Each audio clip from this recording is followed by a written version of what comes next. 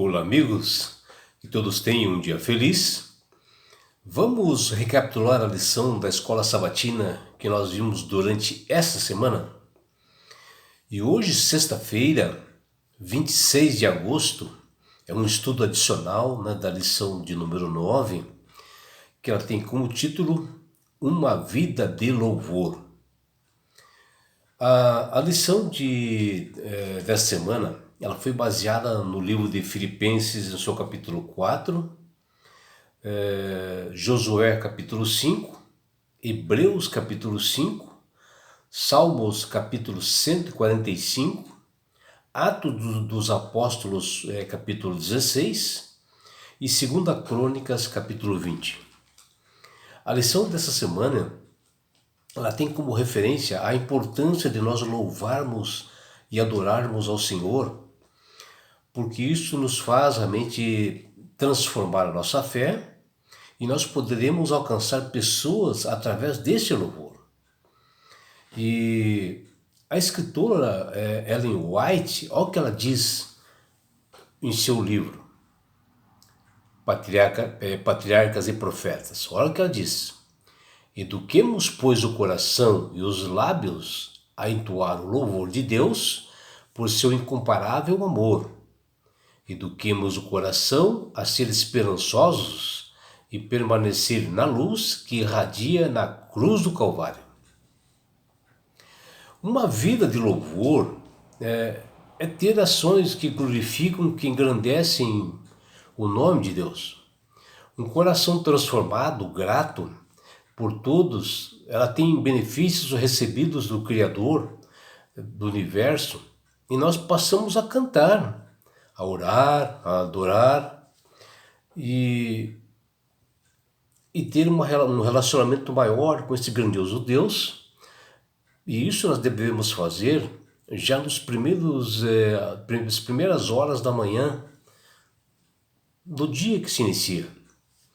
Por isso que o apóstolo Paulo, em 1 Coríntios, seu capítulo 10, versículo 31, ele diz: portanto, quer comais, quer bebais, ou façais outra coisa qualquer, fazei tudo para a glória de Deus. No texto acima está claro que o louvor não se trata assim de um momento, e sim de uma vida inteira, cuja principal característica é colocar Deus em primeiro lugar na nossa vida.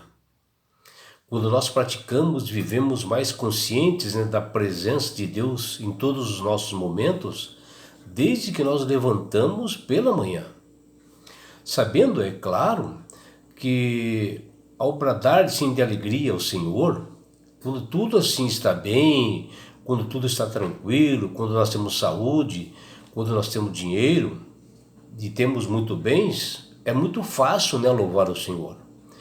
Mas o mais importante é justamente ao contrário, quando tudo está ruim, quando estamos nas piores situações e que nós necessitamos de louvar a Deus, pois é nesse momento que o louvor nos ajuda a aumentar e manter a nossa fé. O louvor ele pode transformar circunstâncias das mais sombrias que sejam em um momento desses e transformar a vida. Quando o apóstolo Paulo estava vivendo assim um crisol tremendo, no seu trabalho missionário, em sua vida já dedicada ao Senhor, ele escreveu o verso para memorizar na lição dessa semana que diz: alegre-se no Senhor, outra vez digo, alegrem-se. Está lá em Filipenses, no seu capítulo 4, versículo 4. E nós estamos falando que ele escreveu isso nos seus piores momentos de aflições e dificuldades, onde ele estava sendo perseguido, ele estava preso. E ele escreve esses lindos versos. E aqui ele está nos mostrando que o louvor é fé em ação. E Paulo teve essa experiência transformando até corações de outros ouvintes, através das suas palavras quando ele estava preso. O escritor russo Fyodor Dostoiévski, ele havia sido assim condenado à morte mas a sentença nas últimas horas, nos últimos momentos, foi substituída. E ao falar de sua experiência na prisão, ele disse: creia até o fim, ainda que todos se desviem e você será o único fiel. Leve essa oferta mesmo assim, louve a Deus em sua solidão.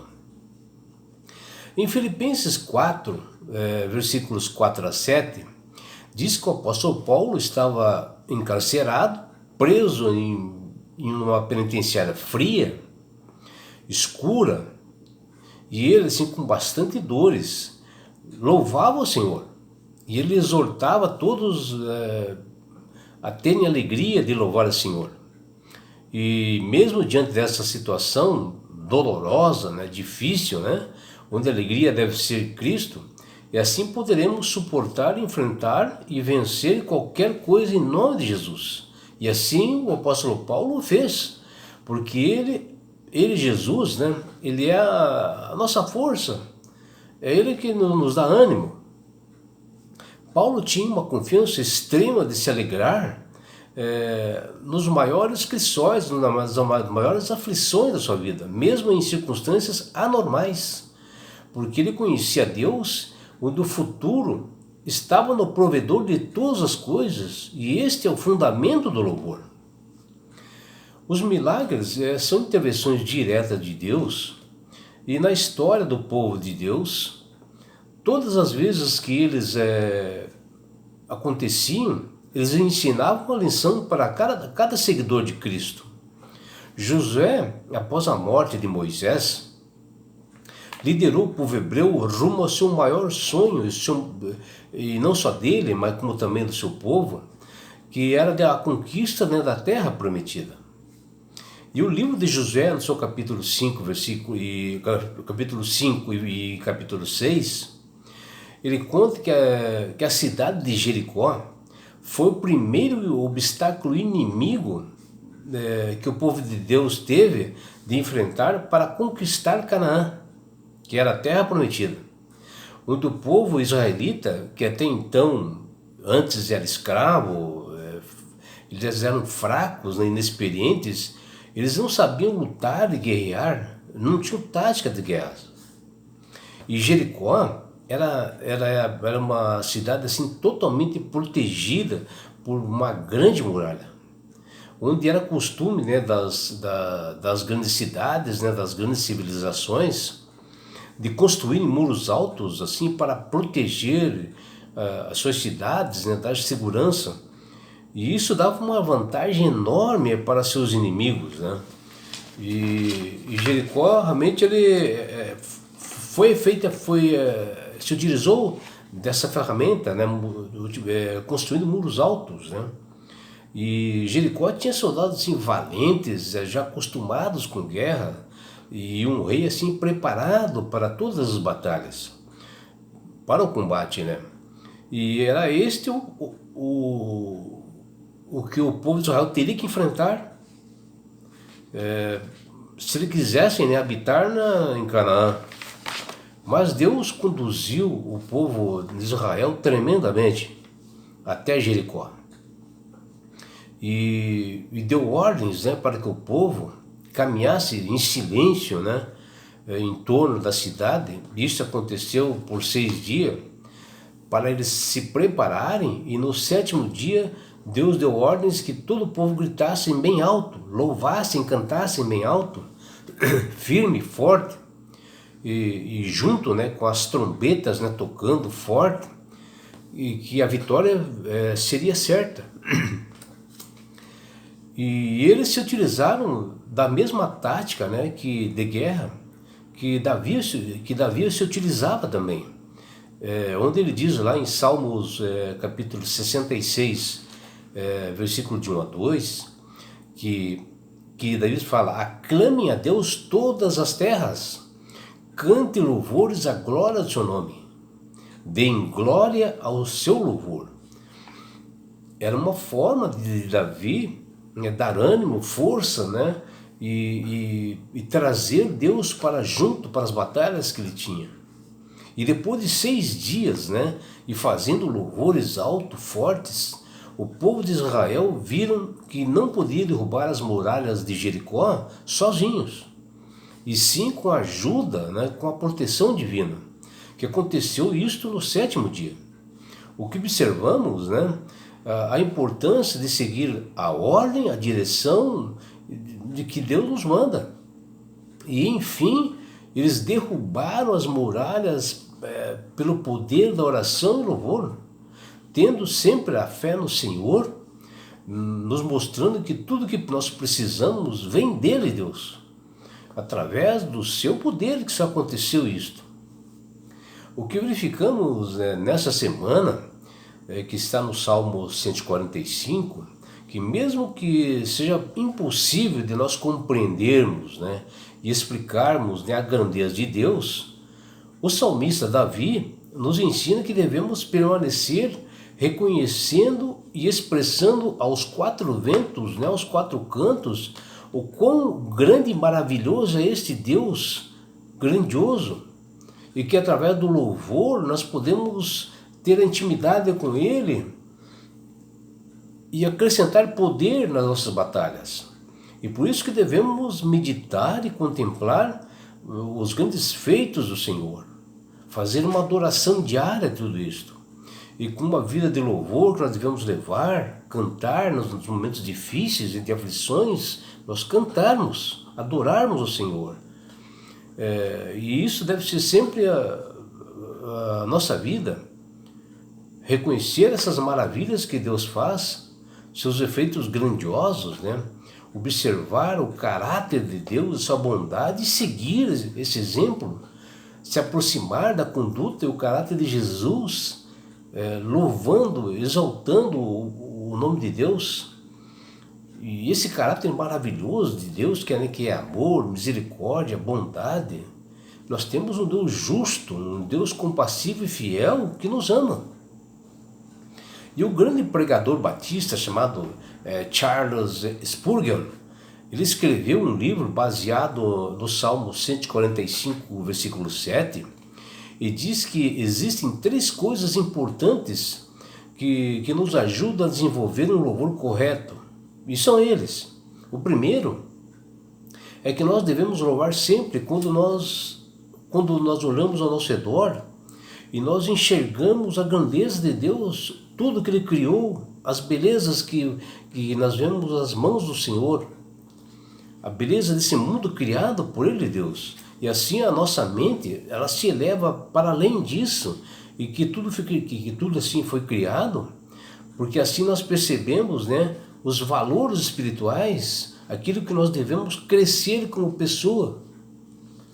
Louvor, o segundo ponto que também é que o louvor ele faz lembrar o que Deus fez no universo e também na nossa vida, como Ele transformou quando nós somos alcançados pelo poder de Deus. E nós, nesse momento, nós temos que parar para pensar quem é Deus. E assim nós teremos uma atmosfera de louvor, uma razão para louvar.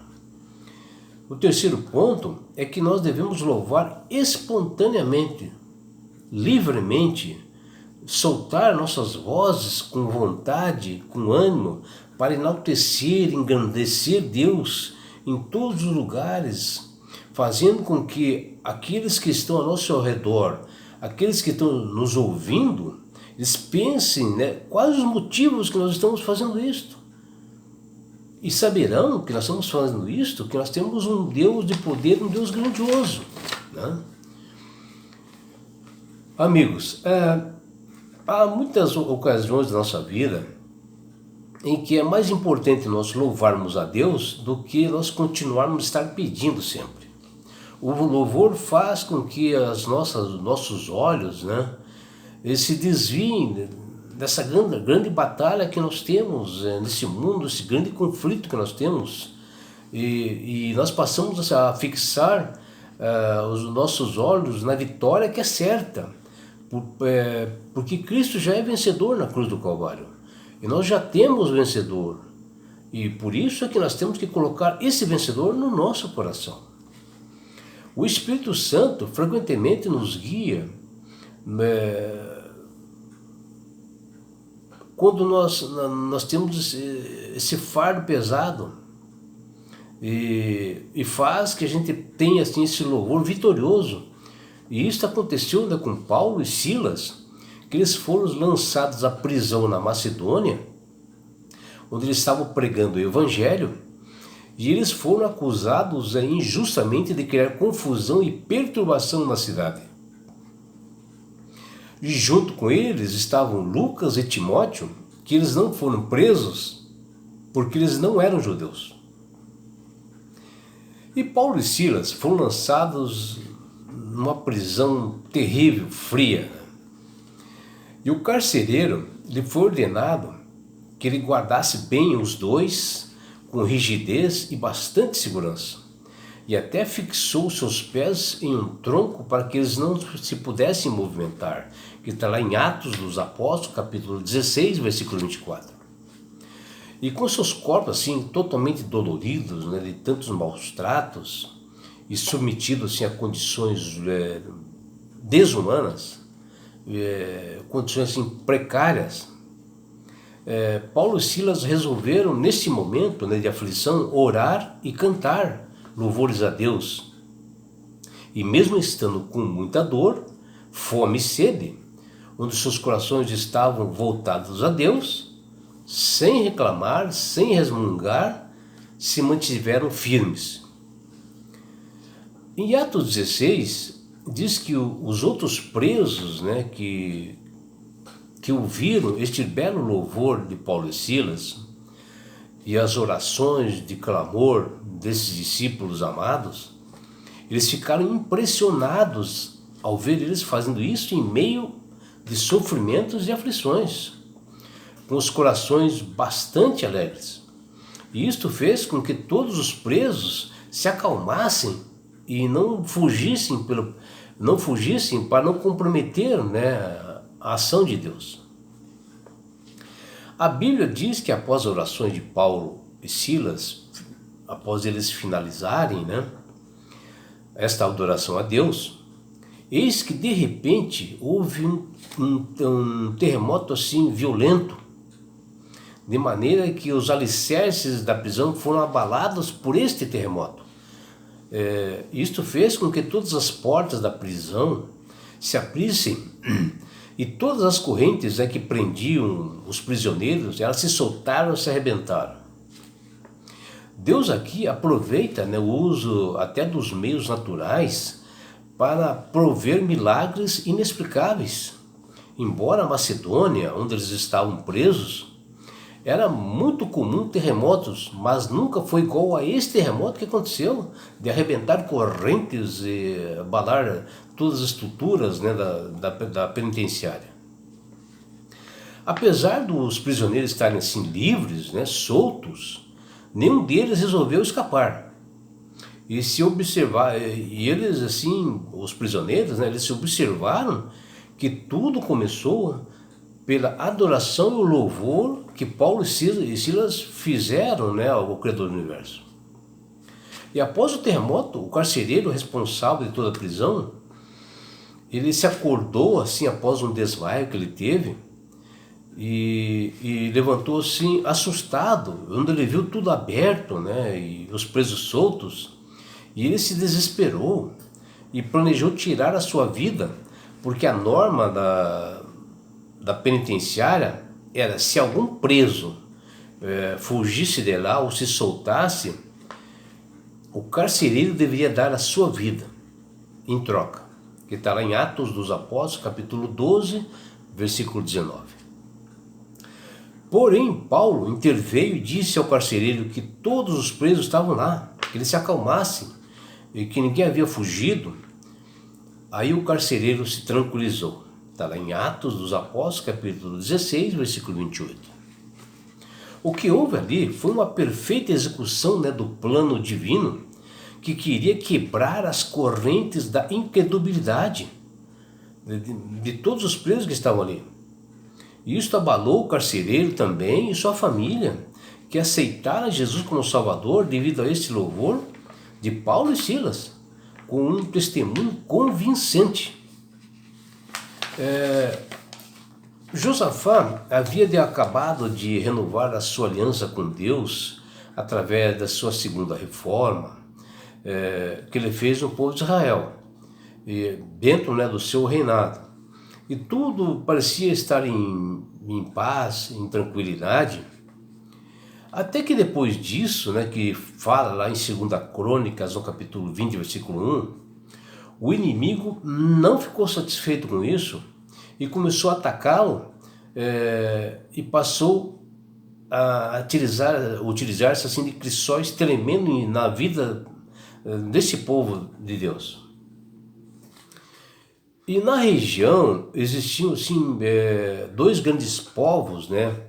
O Moabe e Amon, que juntos com os meunitas, eles resolveram ameaçar a nação de Judá, afirmando que eles iriam destruir a todos. Ele iria destruir a Judá.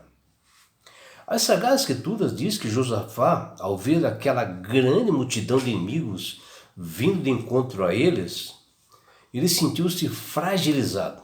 Ele teve medo, que está lá em 2 Crônicas, no capítulo 20, versículo 3. E Josafá diz: em nós não há força para resistirmos essa grande multidão de inimigos que vem contra nós. Não sabemos o que fazer, mas os nossos olhos estão postos em ti, Senhor. Está lá, 2 Crônicas, no capítulo 20, versículo 12.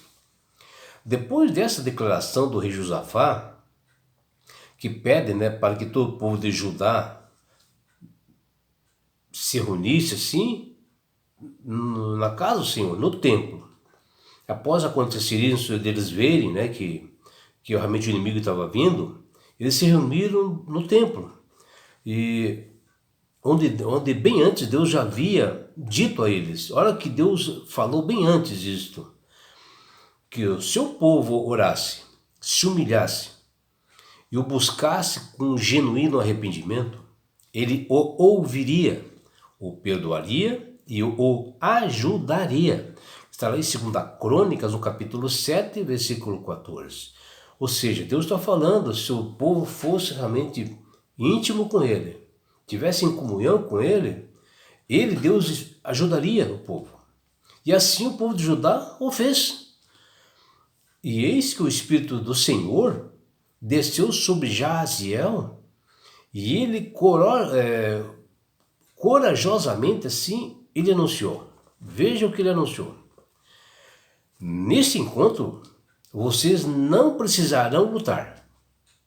Tomem posição, fiquem parados e vejam a salvação que o Senhor lhe dará. Ó Judá e Jerusalém, não tenham medo e nem se assustem. Amanhã saiam ao encontro deles, porque o Senhor está com vocês. Poxa, mas que maravilha, né, irmãos? Quando Deus te dá uma segurança dessa forma. E assim o povo de Judá, em minoria, eles foram cantando louvores a Deus, né, e foram ao encontro dos inimigos e entoaram hinos assim em voz alta, né, que está lá em 2 Crônicas, no capítulo 20, versículo 17 e 19. E eles caminharam assim numa marcha de guerra, né, firme, né, louvando o Senhor como nunca visto. E foram ao encontro desses inimigos, Moabe e Amon. E Josafá, sem temer, foi nesse momento que o Senhor colocou assim emboscadas a esses inimigos, que sofreram a maior derrota que já tinha visto de um inimigo. Por isso, meus amigos, minhas amigas, se vocês sentirem insegurança, aflição, medo, sigam os conselhos de Josafá. Busquem ao Senhor enquanto você pode encontrar. Louve, adore, cante hinos. E fique seus olhos assim, somente em Jesus. Cante louvores que eu tenho certeza que a vitória virá em seu favor. Mas, meu amigo, minha amiga, que você possa aceitar a Jesus como Salvador e Senhor. Que Ele quer tirar desse campo que existe esse inimigo, essas dores, aflições que nós passamos, pandemia, doenças, terremotos, injustiça. Deus quer tirar você deste meio.